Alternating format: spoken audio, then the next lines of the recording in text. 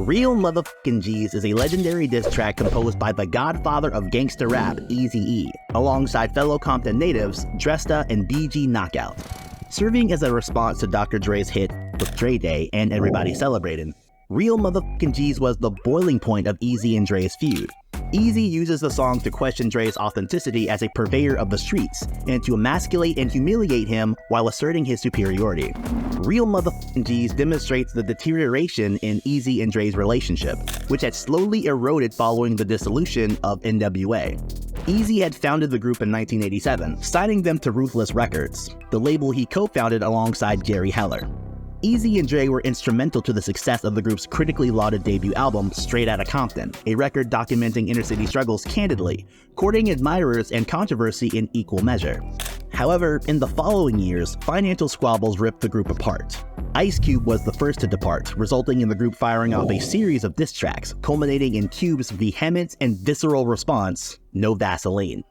1991's Niggas for Life was the group's last album, with Dre leaving to found Death Row Records alongside his bodyguard and close friend, Suge Knight, taking the group's frequent collaborator, the DOC, with him.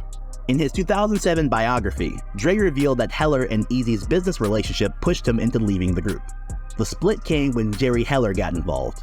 He played the divide and conquer game. Instead of taking care of everybody, he picked one nigga to take care of, and that was Eazy. And Eazy was like, "I'm taken care of, so f it."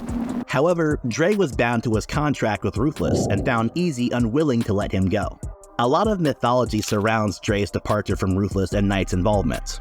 Knight allegedly used intimidatory force and insinuated to Eazy that he knew where his mom lived, all claims that are difficult to substantiate. Eazy filed a lawsuit against Death Row in 1992, claiming he was forced under duress to sign releases for Dre and the DOC. Heller confirmed Eazy's fury at the alleged coercion in a 2013 interview. "One day I came into the office, and one of my clients and Eazy were talking, and I said, 'What's going on here?' And Eazy said, 'You know this guy Suge Knight?' And I said, 'Yeah.' He says, 'Well, I'm gonna kill him. This guy's gonna be a problem, and I'm gonna kill him.' The battle lines had been drawn, and it was Dre who had fired the first shots, taking aim on his single, with Dre Day, taken from his legendary debut solo effort, The Chronic. The track had included several disparaging remarks against Eazy, with Dre drawing upon their history. "Used to be my homie, used to be my ace. Now I wanna slap the taste out your mouth. Make you bound down to the row. F***ing me, now I'm f***ing you, lil'." Dre didn't just use his words to attack Eazy, he also used the video to poke fun at his rival. Actor A.J. Johnson portrayed Sleazy E of Useless Records in an obvious parody, with the video ending with Sleazy holding up a sign saying, "We'll rap for food." Ironically, the success of F with Dre Day helped line Eazy's pockets. Death Row's parent company, Interscope, had intervened in Eazy's lawsuit, and in the settlement agreements, they agreed to pay Eazy 15% of the revenue generated from Dre's solo tracks. It's a situation that Eazy gleefully refers to in Real Muthaphuckkin G's.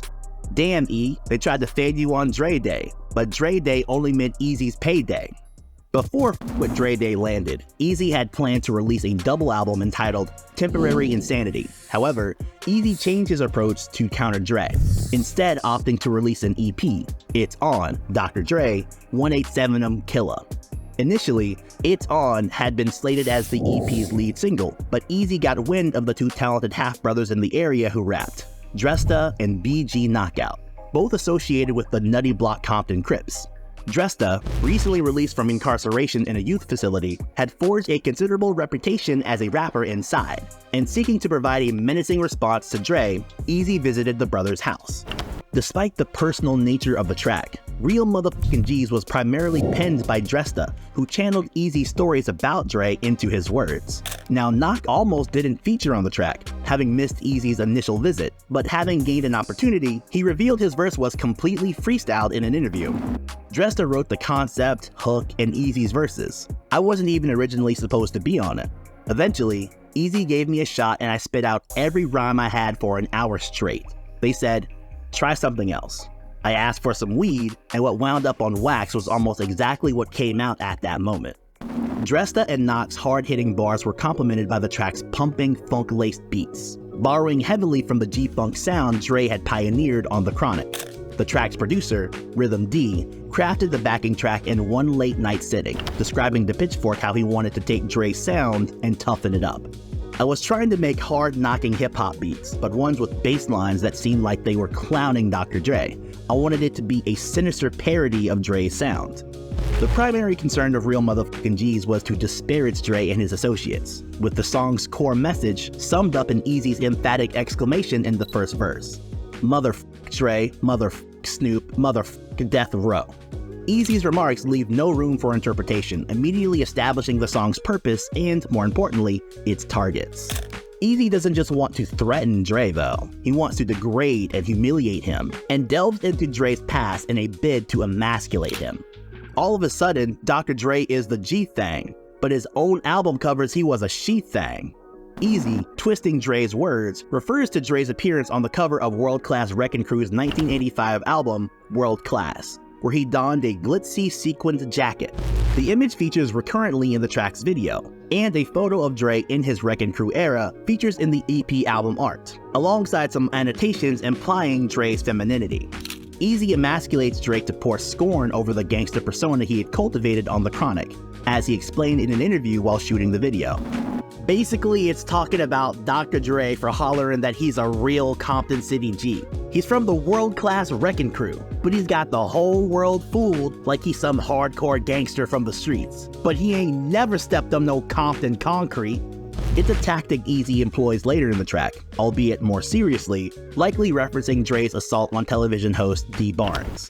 Beating up a bitch don't make you shit, but then again, some think it makes a man. Eazy's words don't stem from concern for Barnes, but rather from another attempt to degrade Dre. Eazy is goading rather than condemning Dre. By assaulting a woman, Eazy is implying that Dre has diminished his street cred. By drawing upon Dre's past incidents, Eazy seeks to destroy his reputation. As established, Eazy derides Dre throughout the track for being a perceived plastic gangster. It's a theme that Dresta encapsulates in the second verse, attacking Dre's authenticity. Ain't broke a law in your life, yet every time you rap, you yap about the guns and knife. Just take a good look at the and you'll capture the fact that that bastard is simply just an actor. Dresta's claims aren't wholly accurate, but his sentiments are clear. He believes Dre has constructed a fake persona, and his reputation as a man of the streets is embellished. Conversely, having spent time inside, Dresta informs Dre that he has the authenticity to back up his words. See, I did dirt, put in work, and many niggas can vouch that. So since I got stripes, I got the right to rap about that. Dresta is berating Dre for rapping about a lifestyle that he doesn't understand as part of Eazy's plan to undermine Dre's credibility. Knocc adopts a similar approach to his brother, tearing into Dre and his protege Snoop Dogg. Dr. Dre and Snoop Doggy Dogg are f***ing actors, pranksters, studio gangsters, busters. But this time, you're dealing with some real motherfuckers. Like Eazy and Dresta, Knocc lambasts Dre for playing up as a gangster from the safety of his studio. Equally, Knocc informs Dre that he isn't fake and poses a credible threat if he doesn't watch his step. On the chorus, Eazy's clever sampling of the DOC's 1989 hit, It's Funky Enough, concisely summarizes the track's threatening message. Stop him in his tracks, show him that I am ruthless. Having repeatedly reminded Dre of his greater authenticity and street power, Eazy is warning him what will happen if their paths cross. It's not just Eazy's words that can halt Dre. Eazy's wordplay also cleverly asserts his loyalty to his label, Ruthless, and its superiority to Dre and Death Row. The music video, filmed in Compton, supports the track's menacing air. Eazy is depicted as the king of Compton, patrolling the streets surrounded by a posse of hangers-on, including Dresta and Knocc. Eazy is depicted holding a gun near the video's end, matching the intentions he expresses on the fourth verse. Or get your ass popped with the Smith & Wesson, something that had to be censored to allow its airplay. A.J. Johnson reprises his role as Sleazy E, with the video picking up where Dre Day left off. Sleazy is intermittently chased throughout the video, but seemingly evades capture when he's bundled into a van. However, the uncensored version finishes with him dead by the roadside. Johnson revealed to Vlad TV that appearing in Eazy's video provoked the ire of Suge, and he couldn't finish filming his role. Suge called me into the office. He like, man, you can't finish that video. I'm like, what? I don't have nothing against Dre. I don't have nothing against Eazy. I'm a comedian. I'm trying to pay my rent. I'm like, what you mean I can't do? He already paid me. Suge pulled a gun out. Bow. I said you can't do it. I won't do it. Eazy and Dre's feuding quietened after Real Muthaphuckkin G's, and the pair were in the process of reconciliation just before Eazy died in 1995, as attested to by Dre in an interview on The Hollywood Reporter. Now, I actually had a conversation with Eazy before he passed away. I think I was on a video set. I don't remember which one it was, but somebody just randomly came up and handed me a cell phone and said, you guys should talk, right?